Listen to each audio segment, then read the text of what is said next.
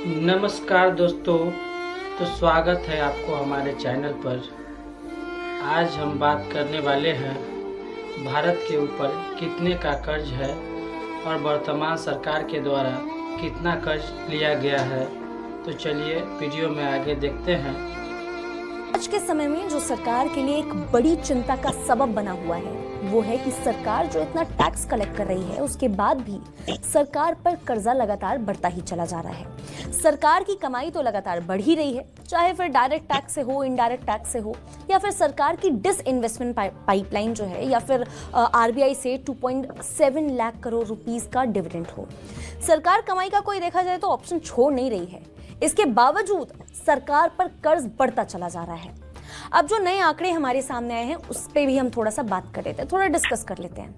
देखिए, पिछली तिमाही यानी कि अप्रैल से जून 2025 के बीच में भारत पर एक्सटर्नल डेट यानी कि विदेशी कर्ज 11 अरब डॉलर से बढ़कर के 747 अरब डॉलर के आसपास हो गया।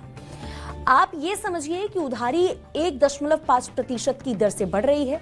अब आप ये सोच रहे होंगे कि भैया 1.5% की बढ़ोतरी कोई इतनी बड़ी बात तो है नहीं, तो आप जरा इसे इंडियन रुपीस में समझिए ताकि आपको थोड़ा सा वाइडर पिक्चर और क्लियर पिक्चर समझ में आए। इस फिस्कल ईयर यानी कि FY 2025 में भारत का जो एक्सटर्नल डेट है वो करीब 63 ट्रिलियन रुपए तक पहुंच गया है। अब इसमें दिक्कत क्या है? इसकी वजह से सरकार के, आरबीआई के या एक आम जनता के सिर पर चिंता की लकीरें क्यों आ जानी चाहिए?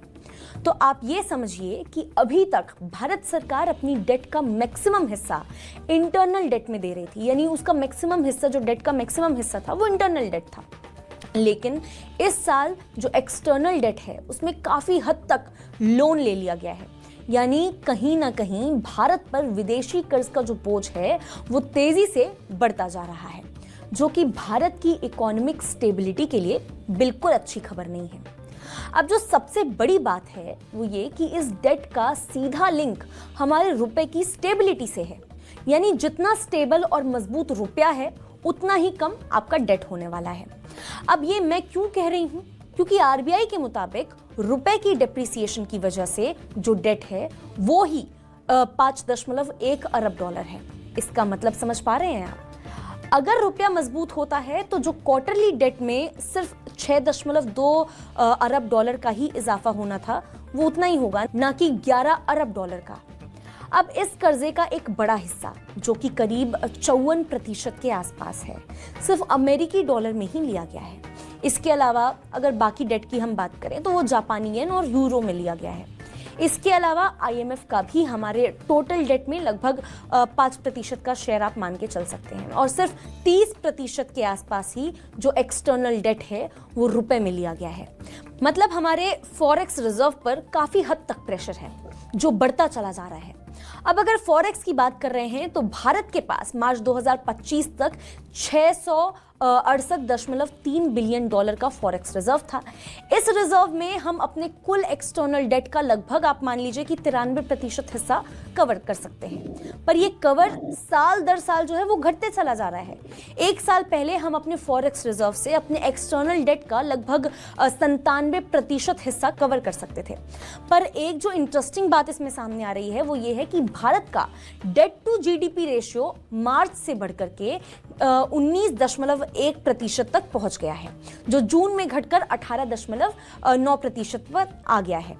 हालांकि ये जो एक पॉजिटिव खबर है, पर फाइनेंशियल ईयर 2024 की अगर हम बात करते हैं तो ये 18.5% पर था, यानी पिछले साल ये डेट बढ़ा है।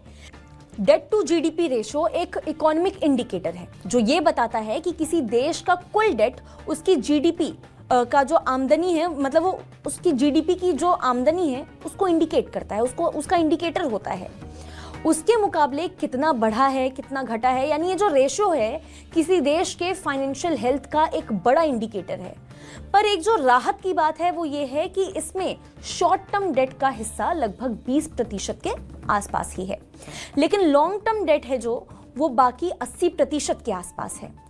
तो ये ज्यादातर पैसा जो है वो कैपिटल एक्सपेंडिचर में इस्तेमाल हो रहा है। पर कहीं ना कहीं ये बात ये भी है कि शॉर्ट टर्म डेट का हिस्सा फाइनेंशियल ईयर 2025 में बढ़ा है पहले से comparatively.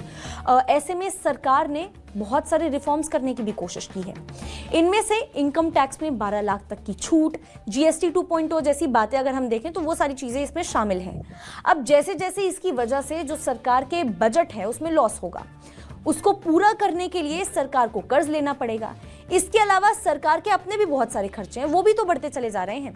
Free ration, MNREGA, Ayushman योजना जैसी कई सारी वेलफेयर, जो सरकारी वेलफेयर स्कीम है वो सरकार चला रही है, जिसका दबाव सरकार पर बढ़ता चला जा रहा है। इसकी वजह से शायद सरकार का जो फिजिकल डेफिसिट है, वो टारगेटिंग का लक्ष्य है, उस पर इंपैक्ट आ सकता है। ये एक बड़ा सवाल है। सरकार का इस तरह से एक्सटर्नल डेट लेना आगे एक बड़ी प्रॉब्लम क्रिएट कर सकता है। जो पैटर्न हम देख रहे हैं कि एक्सटर्नल डेट साल दर साल बढ़े चला जा रहा है, उसमें कोई रुकावट नहीं है, उस पर सरकार को कंट्रोल करना बहुत ही ज्यादा जरूरी हो गया है। एक तो आरबीआई धीरे धीरे डॉलर से दूरी बना रहा है, और ऐसे में ये एक्सटर्नल डेट जो बढ़ते चला जा रहा है, सवाल ये है कि क्या ये सिचुएशन सरकार के लिए एक बड़ी प्रॉब्लम बन सकता है। आपका इस मुद्दे पर क्या सोचना है, आप इस पूरे टॉपिक पर क्या सोचते हैं, अपनी राय आप हमें कमेंट सेक्शन में बता सकते हैं। ऐसी ही और पर्सनल फाइनेंस, गवर्नमेंट पॉलिसीज और बिजनेस से जुड़ी खबरों के लिए देखते रहिए मनी 9।